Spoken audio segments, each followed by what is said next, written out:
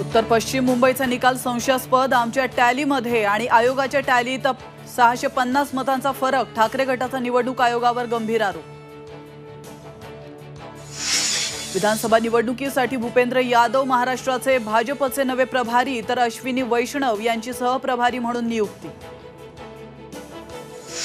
विधानसभेसाठी काँग्रेस ठाकरेंनी मन मोठं करावं, रोहित पवारांची महाविकास आघाडीकडे मागणी, तर 85 आमदार निवडून आणण्यात रोहित पवारांना विश्वास।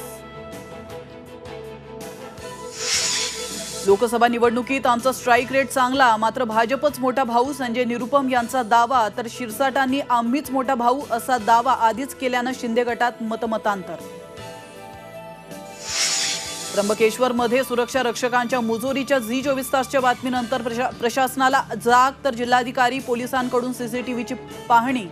भाविकांच्या दर्शन व्यवस्थेत सुधारणा होणार असल्याची माहिती।